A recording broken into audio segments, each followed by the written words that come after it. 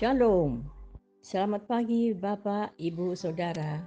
Terima kasih telah bergabung bersama kami dalam renungan harian Jemaat GKJ Bandung. Bersama kita akan mendengarkan firman Tuhan dan merenungkannya. Selamat pagi saudara-saudara yang dikasihi Tuhan. Kita berjumpa lagi dalam renungan harian. Hari ini Rabu 5 Maret 2025. Hari ini juga dalam kalender Kristen adalah Rabu Abu. Oleh karena itu, selamat mengikuti ibadah Rabu Abu. Selamat mengikuti ibadah pertobatan. Sebelumnya mari kita berdoa. Bapa dalam surga, terima kasih kami saat ini akan mendengarkan dan merenungkan firman Tuhan, khusus pada hari Rabu Abu ini.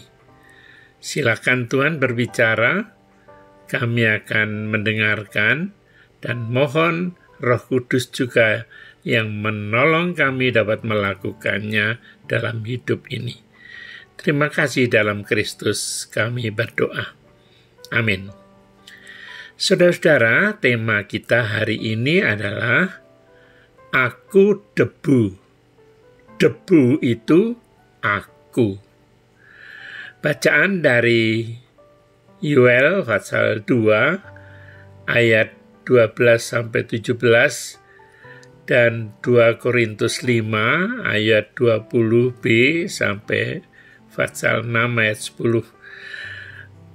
Silakan saudara membaca itu. Saya akan membacakan sebagai nats kita itu dari Yoel pasal 2 ayat 12 dan 13 bagian awal yang demikian. Berbaliklah kepadaku dengan segenap hatimu, dengan berpuasa, menangis, dan meratap. Koyakkanlah hatimu, dan jangan pakaianmu. Demikian firman Tuhan.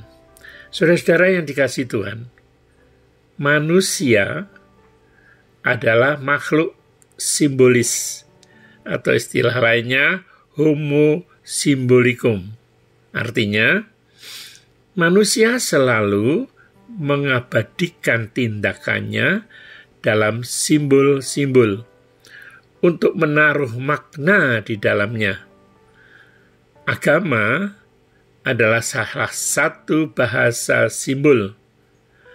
Dan di dalam tradisi Kristen, salah satu yang paling kuat adalah ibadah Rabu Abu. Peristiwa ini penting untuk mempersiapkan umat memasuki masa Prapaskah dengan tindakan simbolik seperti puasa atau berpantang.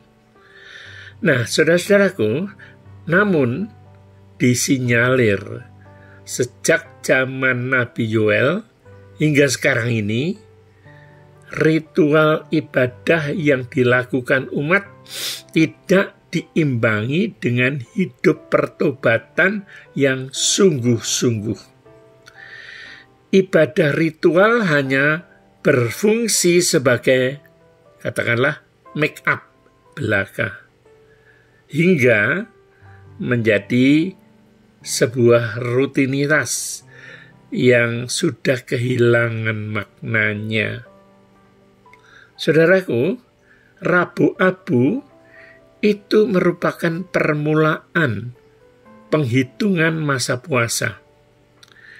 Di sini ada dua simbol yang sangat penting. Yang pertama adalah abu, dan yang kedua tanda salib yang ditorehkan dengan abu di dahi umat.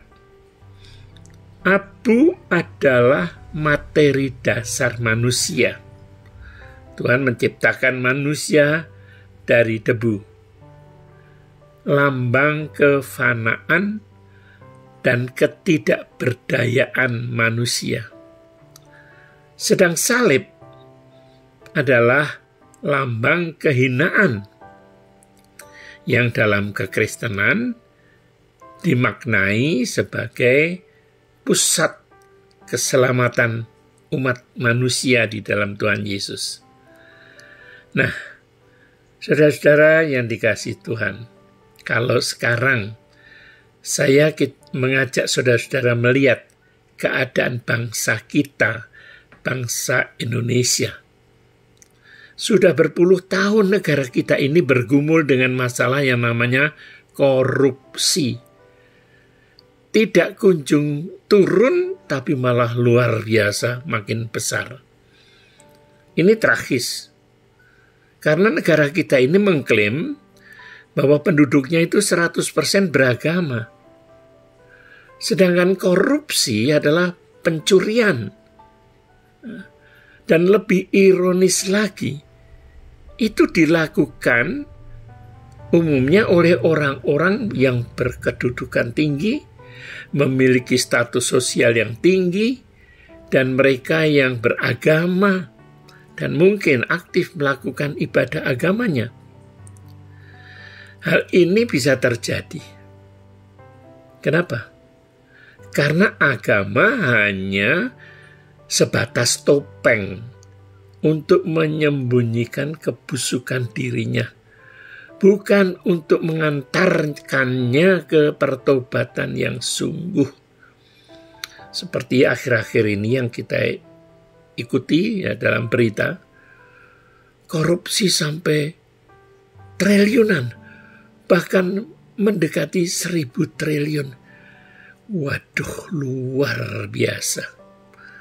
Dan kondisi Indonesia dibandingkan dengan negara-negara lain tentang korupsi, saudara juga tahu. Maka seruan Yoel agar umat Israel menguduskan diri supaya Allah meluputkan umat dari kebinasaan. Kita juga harus belajar dari keteladanan Paulus yang konsisten dalam hidup pertobatannya. Oleh karena itu, saudaraku, marilah kita menghayati lambang abu dan salib untuk menyadari betapa kita ini sangat tidak berharga dan sangat bergantung pada belas kasih Tuhan. Oleh karena itu, sikap pertobatan adalah keharusan yang tidak terelakkan. Dan kepalsuan dalam beragama jangan sampai menjadi kebiasaan kita. Dan ibadah kita jangan menjadi rutinitas, tetapi bisa menjadi motivasi untuk terus berubah menjadi lebih baik. Amin.